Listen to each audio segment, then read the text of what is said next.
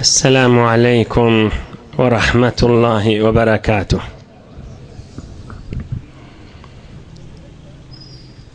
Bismillahirrahmanirrahim. İnnel hamdelillah. Allahümme lekel hamdu kema yenbaghi li celali vechika ve li azimi sultanika. Allahümme salli ve sellim ve barik ala abdika ve nurika imamil muttaqin seyyidil murselin tacil enbiya şefi'il muznibin sanadina Muhammedin nebiyyil ummiyil emin ve ala alihi ve ashabihi ve ensarihi ve etba'ihi ecma'in. La es'elukum aleyhi ecra in ecriye illa ala rabbil alemin. Allahümme veffiqni li beyani ma yahtacu'l hadirun ileyh ve ma yasluhu ahvalahum.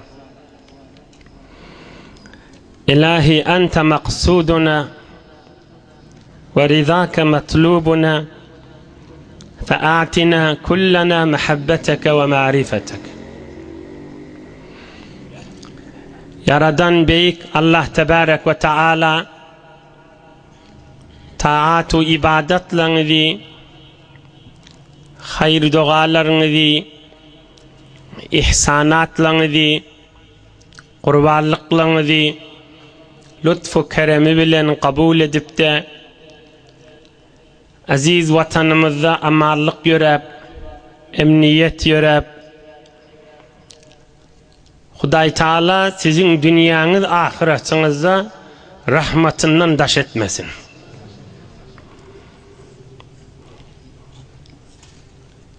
Elhamdülillah bütün Müslümanlar hac ettiler.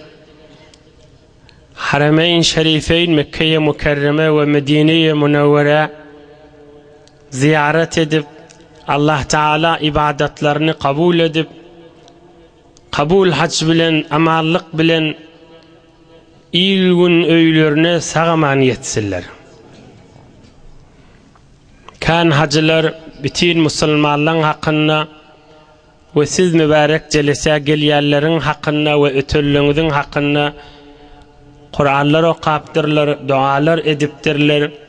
Allah Teala o bendelenkiğini kabul dergah edip hemmamizin kıyametimizden nur olsun.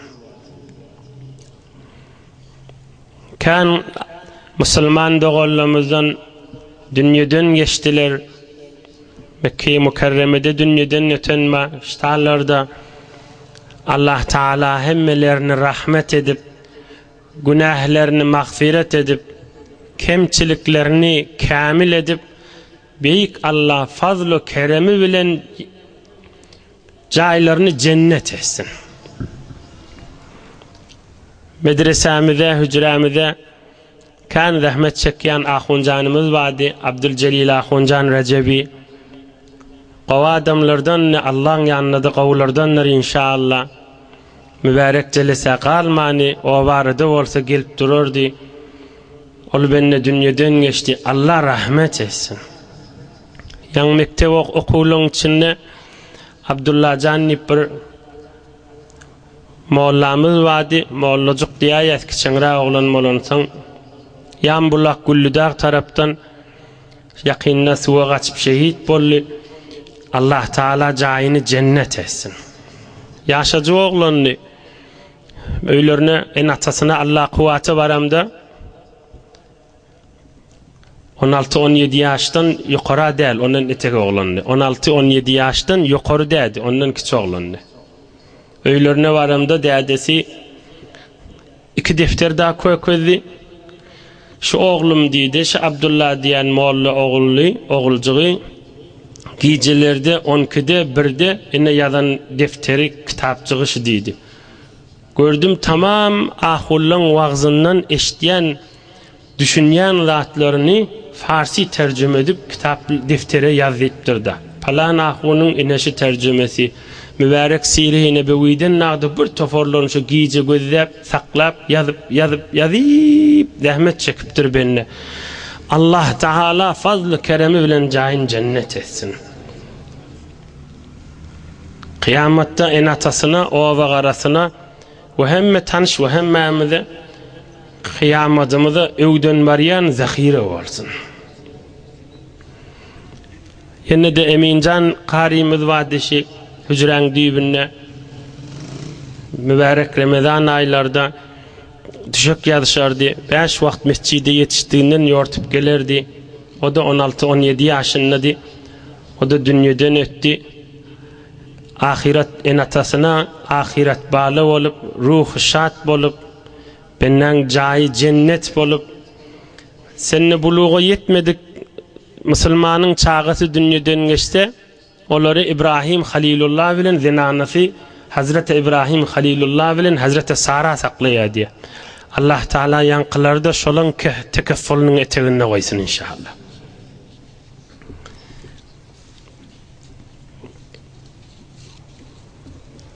Eleyliğin mübarek celesan görürün ona. Ey imanlı Müslüman doğanlar, ey hacıdadeler, gulalı cavan dostlar, sesimizde pitboluvati, başka yurtlardan sesimizi eşitecek doğanlar, başka yerlerde işlep gezip be, zahmet çekip gezip be, halal çöreğim olsun deyip, hizmet edip gezip be, oğlun uşağıma vur, halal çörek bolsun deyip, ya mariz hal olup gelip bilmeye, sözümü eşitdiyenler ve eşitecekler. Dinine vurgurun var. İnde zikri salihin tenzilur rahme. Tenzilur rahmetu inde zikri salihin. Tenezzelur rahmetu inde zikri salihin. O adamları ağzalsa şotak rahmet yağıyandır deyip. O adamlar ağzalsa rahmet yağıyandır. Rahmet yağıya dediği nur yağıya. Bereket yağıya. O adamların gurrunun eşitinde iman yağıya. Adamın imanı art diye. Rahmet yağıya dediği gayrat yağıya. Himmet yağıya. O adamların gurrunun edinde rahmet yağıya dediğinin yeni bir manası adamın yüreği açılıyor. Bütün insanlar, kafir Müslümanlar pul uğradın harcetiye yüreğim açılsın deyip, tefrihe gittiye, cengile gittiye, derya gittiye yüreğim açılsın deyip, insanın en yüreği açılyan vakti salih adamlar bilen oturuşan vaktindedir, ya da salih adamların gurrunun eşitleyen vaktindedir. Şolun kıssaları, şolun yaşayışları, şolun aydan kepleri, şolun dirman sözlerini, o adamlar ağzalarına Hudayın rahmeti yağıya insanın yüreği giyiniyede. Oham o adamların gurrunu ağzalarına verne inca şerbet ender şerbet est bolye. Hazreti Mevlana'nın ayet yani. Verne inca şerbet ender şerbet est bolye.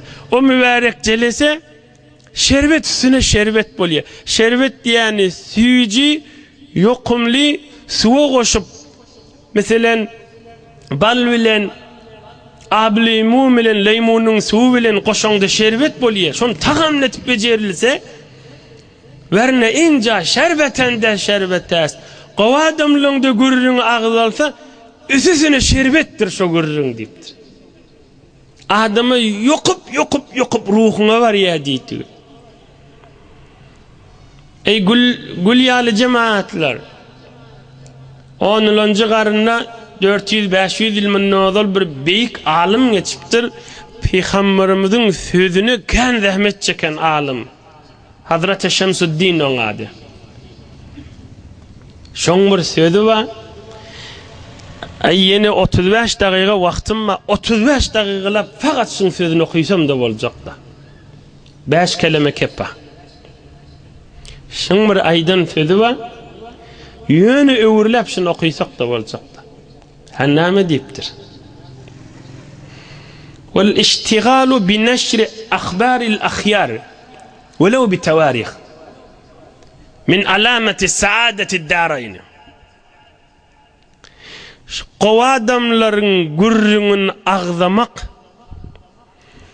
qowadamlaryň gurrüňün agzayan adam, qowadamlaryň gurrüňini dinleyen adam, hamany fakat tarih formada bolsa, ha şeýle bolupdyr, şeýle bolupdyr, şeýle bolupdyr, şeýle bolupdyr.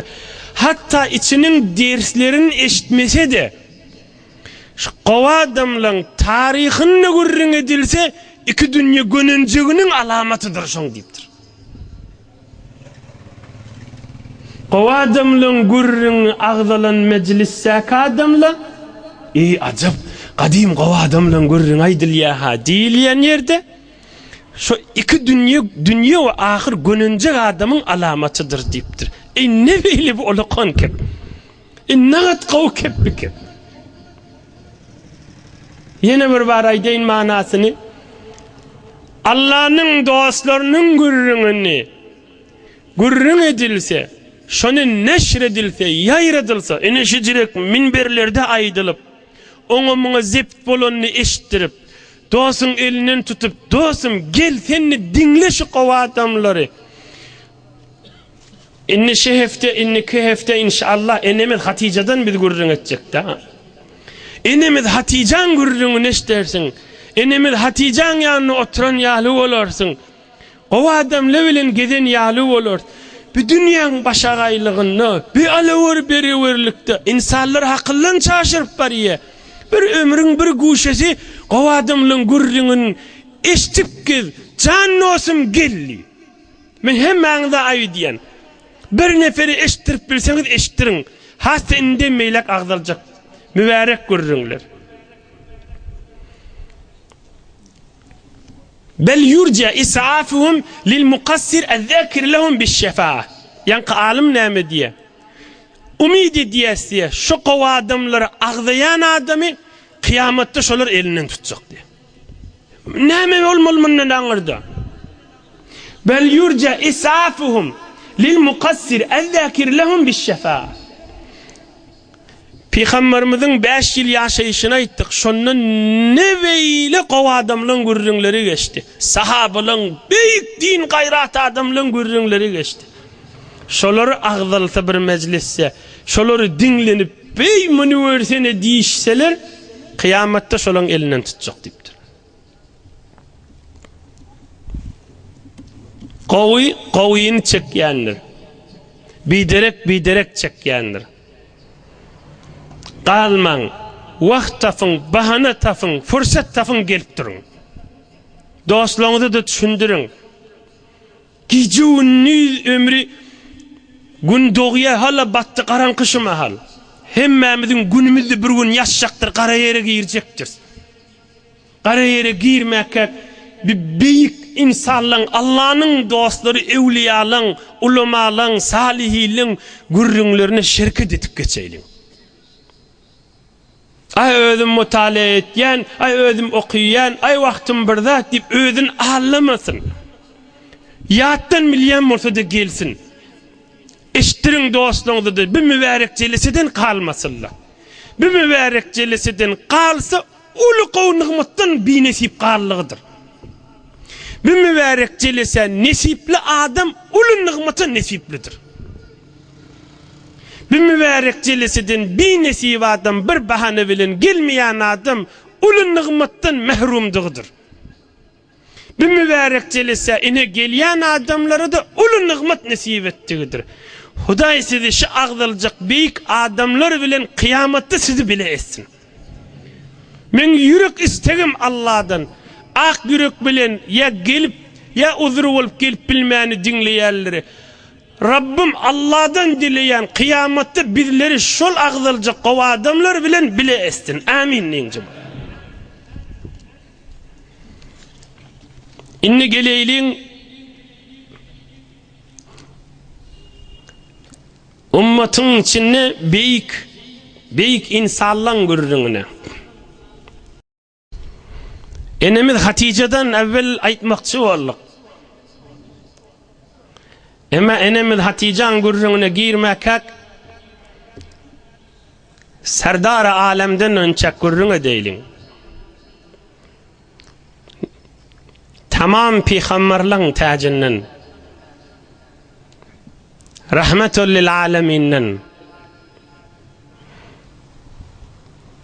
mahşer meydanına evvelin ve ahirine şefaat edecek büyük insan. İzzetli, şeref eyesi, keramet ve mucizeli, raufur rahim olan gözümüzün nuri, mahluğun en azamatlısı, mahluğun en kerametlısı, mahluğun en cemallısı ve kemallısı, tamam peygamberlerin imamı, tamam peygamberlerin murselinin seyyidi ve serveri ve serdari, aleme rahmet olan Muhammed Habibullah, Muhammed Resulullah aleyhissalatu vesselam'dan. Bu üründe peygamberimizden ağzacağımdı mukaddeme ennemiz Hazreti Hatice'den ağzacağımdı. Nebi-i Ekrem aleyhissalatu vesselam 5-6 yaşındaqa. Peygamberimiz aleyhissalatu vesselam 5-6 yaşındaqa. Gurrunlun süyücüsü Nebi-i Ekrem aleyhissalatu vesselam'ın gurrunudur. 5-6 yaşındaqa dadesinin dadesi. Bir kaka diyes, bir tofarlar ata diyeler. Peygamberimizin kakası ya atası kim? Abdülmuttalib. Abdülmuttalib bir neçe Mekke-i Mükerreme'nin yaşulları bilen Habeşe'de maruf Necaşi var. Şondan önçek Seyf deyip bir akıllı, zeren, alımlı bir büyük adam padişah olupdur. Habeşe'nin sultanı olupdur. Seyf diyen adam. Peygamberimizin kakası, atası Abdülmuttalib Mekke-i Mükerreme'nin bir neçe yaşulları bilen Habeşe gaşin uğrayalar, şonun padişahlığını kutlamadan çıdım. Peygamberimiz aleyhissalatu vesselam 5-6 yaşındaqa. Ahım bular baryalar ol padişahın yanına. Şol yurda barallarına kervan adamlar baryanmıştıklar her yurttan. Ya işi düşüp var ya kutlamağa baryalar. Ahım yankı padişahın adı Seyf. Şon daşına geleverin gideverin deyip icazet verip duran nigahvan dervarda duran adam vardı. Mekke-i Mükerreme'den kervan geldi deyip padişah haber verdirler. Aham bir fırsatta bir köklenen vaktta padişah aydıptır, Mekke'den gelen adamlar gelsin içerik deyiptir. Peygamberimizin atası kakası Abdülmuttalib ve Mekke'nin yaşulları giriptirle kasrın köşkün içine. Padişah oturulmuştuk büyük tahtın üstüne ve sağınına soluna vezir vekiller oturulmuştuk. Ohum yankı uyuşmeleri var. Abdülmuttalib bilen Mekke-i Mükerreme'nin yaşulları. Abdülmuttalib bir kı adam evesi uyuşuptur. İcazet versen keplecek deyiptir. Padişah aydıptır.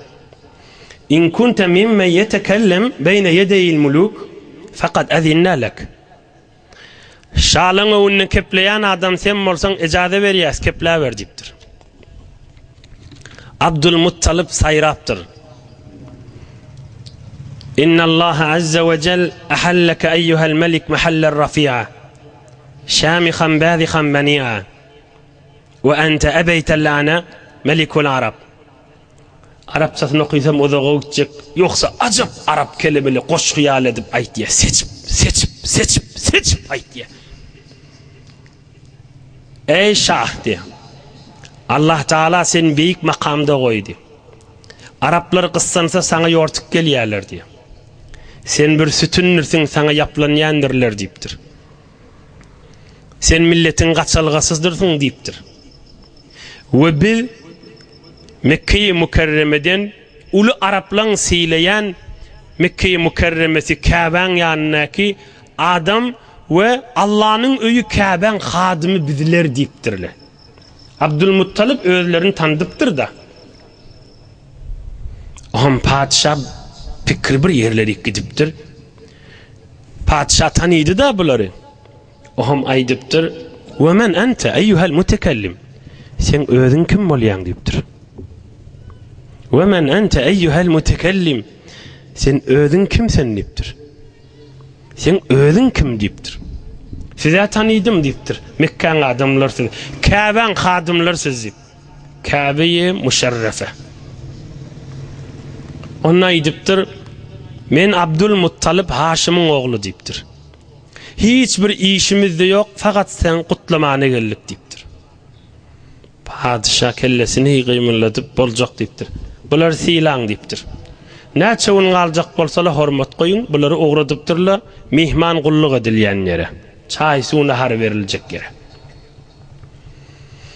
Olar iyi biçip bir neçe gün gediptirle, yurdu öğrenirler.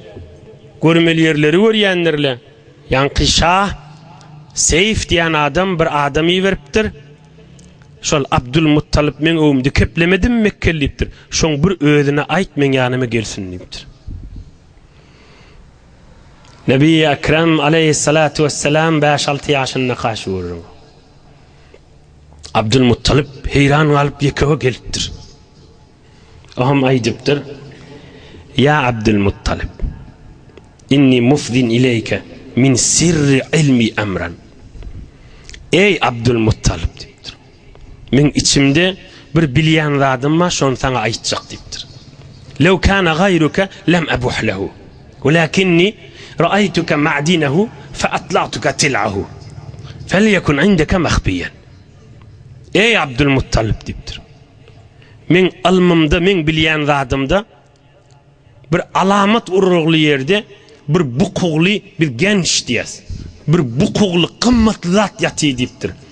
Şu bukugly kımmatly zatın alamatını senden görýän deyiptir. Alamat hamanı bir yerde kadim bir altın gömseli üstünü tümmeget koýýanmyşdykla da. Yusuf bir tümmeget koýýanmyşdyk, defe etýänmişdikle. Şu defeni seni görýän deyiptir. Sen öýüňde bu kugly yatan bir kımmatly zat bar deyiptir. Abdülmuttalip heyran kalıptır. Bu näme diýär deyiptir. Men bilişimden sen öýüňde ölü diriň awrey bar deyiptir. Kıyamete çeli izzetiniz var deyiptir. Abdülmuttalip aýdypdyr. Ey sultan, sen näme diýäň düşünemek deyiptir. Abdülmuttalip aýdypdyr. Yok, şah aýdypdyr, Seyf. Ey Abdülmuttalip deyipdir. İza wulida bitihama غلام بين كتفيه شامة كانت له الإمامة ولكم به الزعامة إلى يوم القيامة وهذا حينه الذي يولد أو قد ولد. Ey Abdülmuttalip deyipdir. Bizim bilişimizden niptir Mekke'de bir oğlan dünya gelmeliyiptir. Bir oğlan dünya gelecektir, iki girişinin arasında da alamat vardır. İnşallah hemmeniz bilýänsiniz, bilmeýäniňiz de bilin. Nebi Ekrem aleyhisselamın iki girişinin arasında doğru arkasının ortasında yukarırakta kepterin yumurtkasy alyp tüňü jawamışdy. Adam aleyhisselamdan beri hemme peygamberlere habar verirler. Şu peygamberin arkasında alamat var diýip. Bir oğlan dünya gelecektir, arkasında da alamat vardır deyipdir. Şu dünya gelse kıyamete çeli size avreydir, o şu da baştır deyipdir. Peygamber verilecek şonu deyipdir. Bizim bilişimizden dünya gelmeli vakti, ya dünya gelin neldir şu deyipdir? İsmuhu Muhammed aleyhissalatu vesselam. İsmuhu Muhammed aleyhissalatu vesselam. İsmuhu Muhammed. Habibuna Muhammed. Şefi'una Muhammed. Seneduna Muhammed. Seyyiduna Muhammed aleyhissalatu vesselam. Adı Muhammed deyipdir. Dədesi dünyadan geçecek deyiptir. Enesi izinden dünyadan geçecek. Ağası, kakası, atası saklayacak deyiptir. Ya budur Rahmana. Butlar dövüp Allah'a ibadet edecek deyiptir. Şol oğlan otlar söndürecek deyiptir. O da Huday diyerleri ayıracak deyiptir. Kavluhu fasıl ve hukmuhu adl. Ya'muru bil ma'ruf ve yef'aluhu ve yenha anil münker ve yubtiluhu. Keplerine madur mudurlu keplecek değil, açık keplecek deyiptir. Hükmü ay diyen, kesiyen hükmü tamam, adalet bilen hükmü diyen büyük insan deyiptir. Hiç kimin yüzüne kalmani, pullu pulsuz, akkara, heley erkek, ket huda kärgerin yüzüne kalmani, adalet bilen hükmetcek deyiptir. Tamam kovuluk bilen büyürecek, özü şu kovu büyüreyen zatlarını etdiye deyiptir. Tamam günah bilen nehyedecek, etmeyen bir işi deyip, şu günahlarda özü etmeyen bir büyük adam dünyaya gelecek. فَاِنَّكَ لَجَدُّهُ ya Abdülmuttalib gayri zi kezib. Ey Abdülmuttalib, men bilişimden yalan näer senin şun kakası olmalıdır da. Ey cemaat, ben ne beyle mana görürüm be. Beyli Peygamberimizin dünyaya gelecek vakti alameti alem cahanı bellimiştik. وَاِنَّكَ لَجَدُّهُ ya Abdülmuttalib gayri zi kezib. Ay yalan nedir sen şun atası sen deyiptir. Ohama ediptir. Fehel ahseste bir şey mimme zekertu lek. Aydan zatlamda öyünde gördün mü deyiptir. Fehel ahseste bir şey mimme zekertu lek. Aydan zatlamdan öyünde gördün mü deyiptir. Abdülmuttalib keplaptır. Derman Resulullah canın atası keplaptır. Muhammed Habibullah aleyhissalatu vesselamın kakası Abdülmuttalib keplaptır. Naam eyyuhel melik. Hava gördüm deyiptir. Men bir oğlum var deyiptir. Oğlum badi Abdullah adı deyiptir. Onu bir qavzen anı cüftledim. Amine adı. Şolardan bir oğul dünyaya geldi. Adına Muhammed taktım deyiptir. Aleyhissalatu vesselam. Aleyhi azka salavati ve teslimati ve tahiyyat. Aleyhi ecmelu salavati ve teslimati ve tahiyyat. Aleyhi ekmelu salavati ve teslimati ve tahiyyat. Dedesi dünyadan geçti. Sonra enesi dünyadan geçti. Ağız saklı yaşmal Ebu Talib deyiptir. Padişah ediptir. Fahfazhu vehzer aleyhi minel yahud. Qaim sakla deyiptir. Ulu düşmanı cehütler Yahudilerdir deyiptir. Ulu düşmanı Yahudilerdir deyiptir. Qaim sakla deyiptir. Ve inni ecidu fil kitabin natiq والعلم السابق أن يسرب استحكام أمره. Bizim almamızda şuna çeliği var deyiptir. Şol peygamber ululanına Medine'li şuna arka olacak deyiptir. O yaşayacak yer bir neçe yaştan sonra Medine'ye Münevvere'ye varacak. Onlar Yesrib diyede. Ve şu Medine'de de dünyadan geçecek. Mübarek kabri de şu Medine'de olacak deyiptir. Ey Abdülmuttalib, inniki ile gel şuna haberin bana ver deyiptir. Ahım yank padişah doğru nekler aydıptır. Kımmatlı zatlardan şu Mekkelilere savgat verin deyiptir. Abdülmuttalib'e 10 adamın savgadını verin deyiptir. Yola salın deyiptir. İnhebi Nebi Ekrem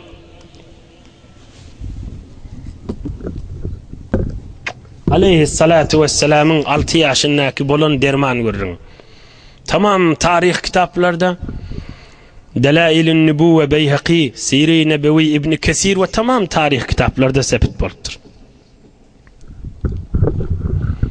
Nebi Ekrem aleyhissalatu vesselam 5-6 yaşında kabolun yağdaydı. Ey cemaatler, Peygamberimiz dünya gelmeke ya dünya gelen gurrunlarını alem cahanın gurrunuşu. Alimlerinin, cahillerinin dilinde varmış. Nebi Ekrem aleyhissalatu vesselam dünya geldi ve bir vefanını öpberdi ve Kur'an-ı Kerim ve ak sünnetini bize koyup gitti. İnnine ama alem cahan hadir de kafirler de ağda yer. Müslümanlar işte gurruna değil. Kafirler hadir de son heyranına, son mübarek aydan sözlerine, mübarek eden işlerine, mübarek yaşayışına,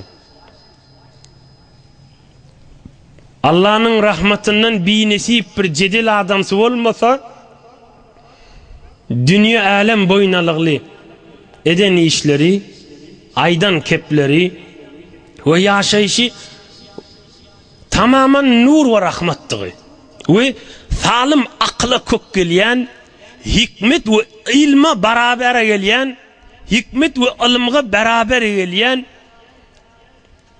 boynalmasın çaren yok yağdıydığını alem cahan bilip hadireçeli ağdalı vati. Ohan biz Müslümanlar, sözümü eşdiyerler, şimahal oturarlar ve sonra zept bultu eşdiyecekler. Bir bahane bilin zol Nebi Ekrem ağzam mıydı? Siz ağzamalı, biz ağzamalı Peygamberimizi öyümüzde. Müslümanlığın öyünü nem deyip ağzalmalılar Nebi Ekrem aleyhissalatu vesselam. Müslümanlığın öyünü nem deyip ağzalmalılar. Bir erheleyin arasında nem deyip Nebi Ekrem aleyhisselam ağzalmalılar. Bir oğul gıydın arasında necre var ya ağzalmalılar. Bir iki doğunun arasında günü bir gaytar nem deyip ağzalmalılar. Bir iki hamkar bir tükenli oturan, bir satyan allayan nem deyip Müslümanlığın öylerini ağzalmalılar. Necre ağzaylı biz ahuncan. Biz ahun ne ki bir bilemedik, biliyet bilen qovduğunu. İnşallah bugün bir misal aydarın. Allah verdiğinden her hefte yadıma düşse, Huday verdiğinden her hefte da içecek bolar inşallah. Bir sebep, bir rahat, bir yengil yollar ikisiz öyünüzde Nebi Ekrem aleyhisselama ağzap biliyaniz. Ağzamak berekettir, ağzamak rahmettir, ağzamak nurdur. Ey cemaat kıyametimize nurdur. Ey cemaat dünyamıza nurdur. Ey cemaat yaşayışımıza nurdur. Ey cemaat kalbimize nurdur. Bizim asmanımıza nurdur. Bizim kabrimize nurdur. Bizim sırat köprümüze nurdur. Bizim amel namamıza nurdur. Bizim terezimize nurdur. Ey henüz ömrü tükünmedik fırsatın vardır ha Nebi Ekrem ağzamağa. Ey hadir günü yaşmadık Müslüman. Ey hadir günü yaşmadık Müslüman. Ey hadir defter bağlanmadık Müslüman. Ey hadir kabra caylanmadık Müslüman. Fırsatın vardır ağza kerrektir. Derman Resulullah canı ağza. Nacir ağzayın. Peygamberimiz aleyhissalatu vesselamın bir derman sözü var. Bereketut ta'ami el-vudu qablehu vel-vudu ba'dehu. Naharın bereketidir, tahamın bereketidir. Taham iyi mekan bir elin yusan, taham iyenden son bir elin yusan diye. Yine bir ağzaman behterin yol. Resulullah canın inne vezde sadece Resulullah canın di ya Peygamber canın di ya Muhammed Resulullah canın di qavva edip bilen ayt sünneti di ya Peygamberimiz qavvar yanmıştık di nahardan önçek el yumanı. Nahardan son el yumanı, tahamdan son el yumanı qavvar yanmıştık. Ay arasalık da yuvaylindi. Ne taham da taham yiyecek da. Meritçiliklerin köpsi ya tahamdan ya el hafalıktan hafazat ağza barsa belli değil mi ne meritçilik getirecek? Bir ulukan sebep, ulukan bahane öyde günne ağza. Elin yudun mu di? Nahar dip bolluk, elhamdülillah ayttık. Elin yuvar Resulullah canın derman sünneti di. Eğer ağzında yağ var olsa ağzında çaykamak sünnet. Yine ulukan derman Resulullah can aleyhissalatu vesselam'a ağza bilyan. Derman sünnetin ağza bilyan. Bir açık bolsun mesele. Meselen yan yatsı namazı dehret kılan bolsan. Yatsin okuyup da takamayacakmıştın. Yan yatsıdan önce dehret kılın. Namaz okuydun, takamın başına oturdun. Elini bir hafa eder yalzada degmendir. Mınne elin yumak sünnet değil. Ve o düşüneylin açık ılım şeriatçı. O yanca dehret kılın da elin arasıca.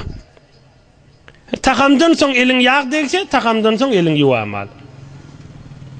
Ama elin bir zada degiptir, nahar iymesen o şonda elin. Ya çörek bölecek, bir zat alacak. Ulası el arasında olsa o da belli de el ağzı degiye, ağzı burnu degiye. Elin bir zada degiptir, yan dehret kılan bolsan da elin nahar yiyecek, elin bir yuvamal. Yok yan täze elin yuup dursun. Ya yan dehret kılıp dursun. Yeni bir yumak onunla sünnet değil. Bu kulli bir şeriat ilmi bi. Yani giyinlikten aydallarına nahardan önce el yumak sünnet, nahardan sonra el yumak sünnet değil yerde. İnşallah açık bolandır bu ürün. Ve neçe 8 dakika vaktim bahadır. Ve neçe de Cannu aslam neçe edip bilen ağzasan mutmain mol nurun kan bolar. Neçe hormat bilen ağzasan mutmain mol asmallarda hormatın kan bolar. Hay bu mahal vaqttal yanında qisqa jaydayna. Gözden siz meni şu mahal gördüğünüzde ene hamana yaşıl yeyimli selleli. Menden size şu mahal tecelli etyen zat, açılyan zat, görülyen zat ene şu rengim. Bu bitadan men sizi gözleptim. Ene koynuğunuz, giyiminiz, sellanız, böğrünüz bize şu görünyen yağdayda bize de. Emme fezai ruhanida din fezasını asmallarda şu mahallaha. Seni meni ferişteler gözlerini bizim niyetimiz, edebimiz daşımıza çıkıp görünüyor. Şu oturan cemaatin ma her kimin yüreğindeki edebi ve hormati ve aşkı görüntü Allah'a ve Allah'ın ehline. Senin daşın meni işi yok. İnna Allah Teala la yanzur ila suvarikum min başşur vaqt açıklarını inşallah. Kadrin bilin derman görücünlerdir. Ohum şu öydü neçe Nebi Ekrem Aleyhisselam'a ihtiram koysun, edep koysun, yüreğin edebi namaz okuyundu niyet etmeyen mi? Gözde sen hazır namaz okuyuna inni niyet etcik, niyet ettin asmana çıkıyordu. Bu adam yatsa duracak böyle. Evvel niyet asmana çıkıyordu. Ya şu mahal sen niyanda innikil hacı gidecek diyanda şu niyetin asmanının sen aranda aylanıyordu. Bu görürün yen aydiyen sonra bir gün açıklarını inşallah. Bir misal laydayın bu görürüne. Havlukman, o da Allah ömrü verse günken bizi vaqt dolduracak bolup görürün aydamızak. Dünyanız ahiretinize derman olsun nebay diyes. Şayet bir neçe zat kâne uğurlayan molin, şayet bir neçelerin nazarında işin aytmasa olacak deysin. Yani öz nazarımı Allah için aytyanına bir nefer hayırlansa peyda deyip. Canınız sağ olsun, inni kefte ağalar qalsa. Allah sağlık emniyet berip dursun. Amin. Bir misal aydeyin. Bu misallar, ovadal misallar. Bula asmani misallar. Bir Allah'ın dostu, bir yaşacık oğlan, bir 11 yaşındaki oğlan, Allah'ın dostu veli salihillerdenmişti. Neçe yaş? 11 yaş oğlan. Bizim medreselemizden pencam okuyan boliyat.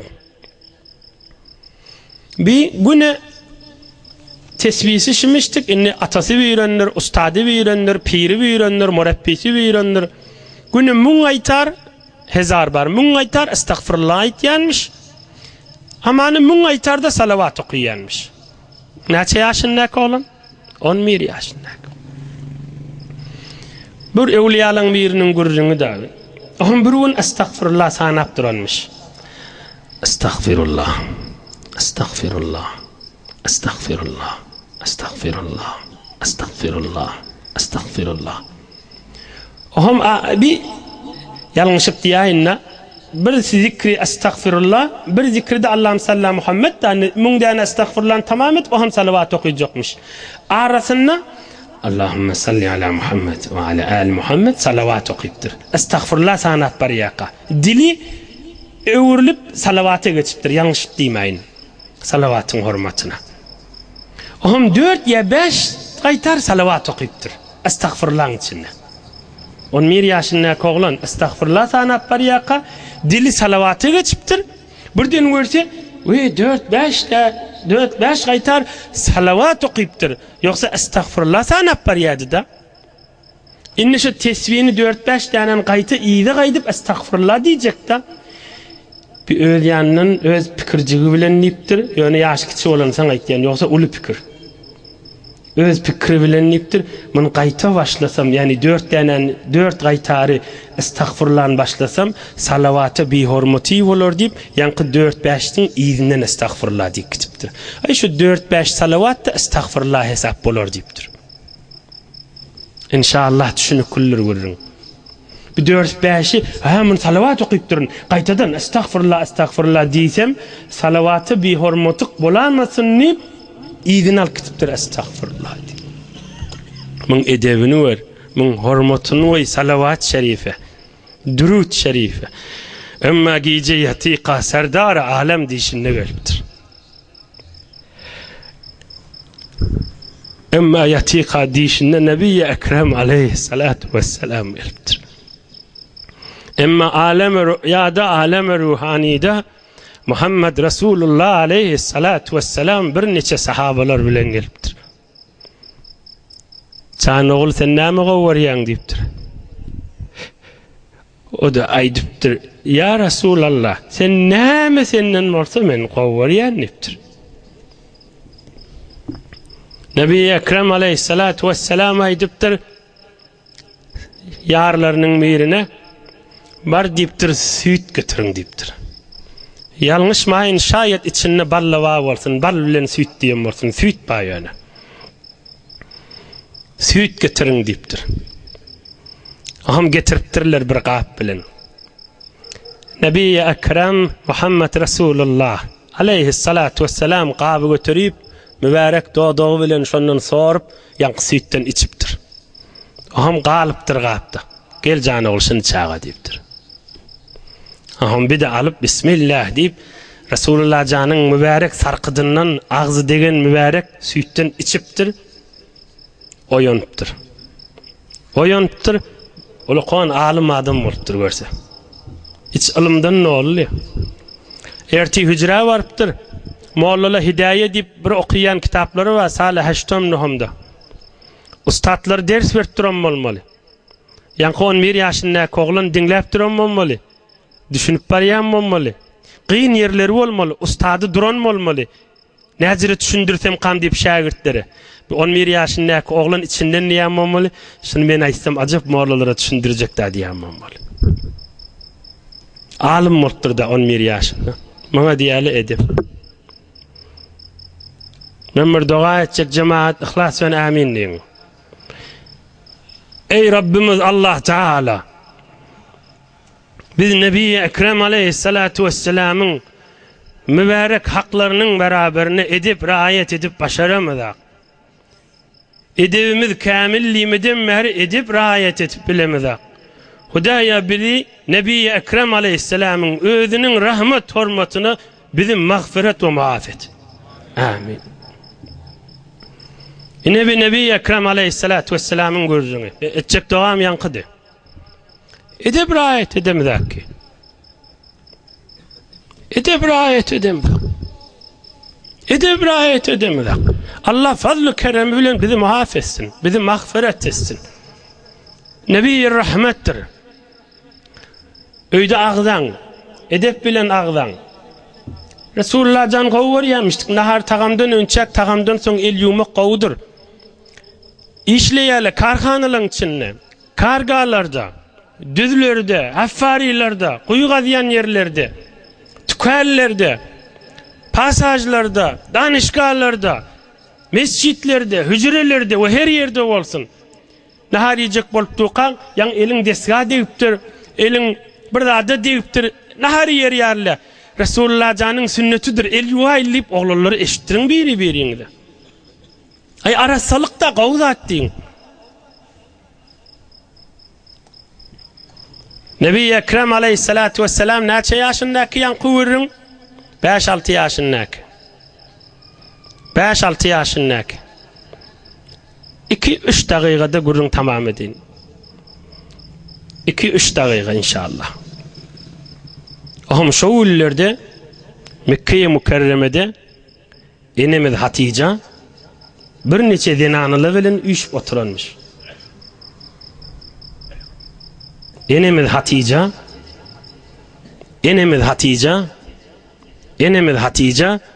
bir neçe zenanıları bilen üç oturanmış. Peygamberimiz aleyhissalatu vesselam inni ya 10 yaşında, ya mübarek 15 yaşında, ya 20 yaşta iyirdin. Zenanılar üç oturanmış Mekke'nin zenanıları. Bir hoşluk güllerini. Bir adam anırdan geliptir, zenanılan yakirrağına barıptır. Yakirrağ baranı kıygırıptır. Ya nisa Mekke, innehu seyekunu fi beledikunne nebiyyun. فَمَنْ اِسْتَطَاعَ مِنْكُنَّ اَنْ تَكُونَ زَوْجًا لَهُ فَلْتَفَعَلْ. Ey zenanalar deyiptir. İşte içkin şu şehirden bir peygamber dünyaya gelecek, bir peygamber dörecek deyiptir. Her kim başarsa şun zenanası olacak bolsun deyiptir. فَحَسَّبْنَهُ. Yankı zenanalar bidirek kefay deyip elini daşalıp git yok bol, birdat. Her bir zenanı bir bidirek kefaydıp şu kıygıran adama seviptirler. İlla Hatice, bir enimiz Hatice kellesini etek, mübarek eteğini zap oturttur. Hiç tatdimenlerde. Qaytay deyin, şu vurrun men tamam edecek. Ama inşallah inniki hefte Nebi Ekrem aleyhisselam'ın cüftlenişini hıtmatını da yetiren. Yankı vurrun bir mukaddeme olli enimiz Hatice'nin vurrununu. Bir adam gelip Mekke'nin zenanları üç tuqa kıygırıptır. Ey Mekke'nin zenanları deyiptir. Bir peygamber dörecek ahir zaman peygamberi rahmetul lil alemin. Şimdi şehirden Mekke'den dörecek deyiptir. Her kim başarsa şun zenanası olsun diyenine yankı zenanlar her kim elini daşalıp belleptir ya söğüptür ya bidirek kefayettir. Git yok bol birdat eyir birdat deyiptir. İlla Hatice. Fakat enimiz Hatice mübarek eteğin ve zâvettir zat dimandır. Allah Teala bizim üstümüzde enimiz Hatice'nin bereketlerinden yağdırsın. Allah Teala mahşer meydanına qovlar bilen yoldaş etsin. Huday sizi bir mübarek celese gelýäňiz, eneden nogmy pak bolup şadan turup gidediňiz inşallah. Bir alham üç kul huvallahu oqiyelin. Ona bagşeder. Nebi Ekrem aleyhisselam'a bahşeder. Mahsusan enimiz Hatice'nin ruhunu bahşeder. Dostluğunu eşittirin, iyilgününü de eşittirin. Her yağdığı bilen eşittirin. Mübarek celeseden kalmasınlar. Allah'ın dostlarının gurrunundan kalmasınlar. Ulu nıgmat nesip ettiğidir. Menden eşittirmek her kim kalanı ve nesibesi. O kadar.